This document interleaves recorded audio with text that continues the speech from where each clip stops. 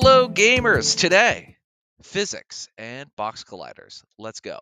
Anyways, right now, our character, when they walk around, they don't interact with any objects. It's just basically a sprite walking around. Let's fix that. The first thing we're going to do, though, is we're going to turn our player character into a prefab. So go ahead. Last lesson, we made a prefab for our damage area. We want to go ahead and give the same treatment to our player character. So we're going to go ahead to our player character, click and drag to our prefabs folder. This is now a prefab. We're going to go into prefab editing mode by double clicking on the prefab that we made of the player character. Okay. And so now this is, again, a template that we're going to be able to sort of make an adjustment one place, and then we are good to go. We're going to add a component. In this case here, we want to go ahead and add a rigid body 2D. So just type in RIG, rigid body 2D, not a rigid body. Again, this is a 2D game, so rigid body 2D. We're going to go ahead and we've got this component here. All right.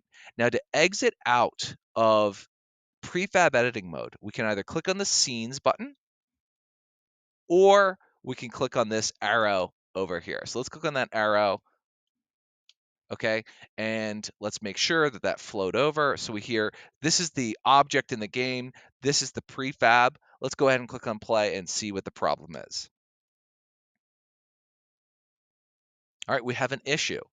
Whoop, there goes gravity. All right, so now we could make the adjustment here in the game object thing, but let's be a little bit more exciting and let's go back into our prefab and edit it where we see here rigid body 2D.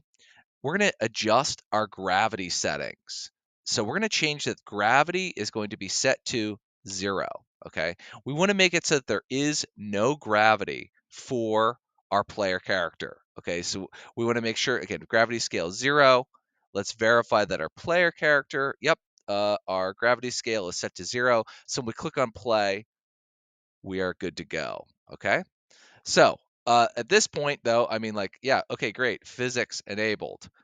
Well, we need to add it so that there are basically different, like there's nothing to interact with. Okay. So we're going to add a box collider to both the player and in this case here, I'm going to do it to this decoration.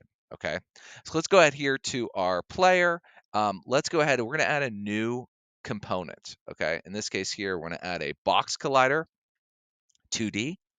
Okay. And we click and we can see here, this is, I added it to the player object. Let's go ahead here and we are going to click on this button here to adjust the size of it. So this button here allows us to edit where our box collider is. So initially it's going to put a box collider around the entire player. I'm going to change it so that like it's sort of like a little bit smaller, just around like the kind of like main body of the player. Okay.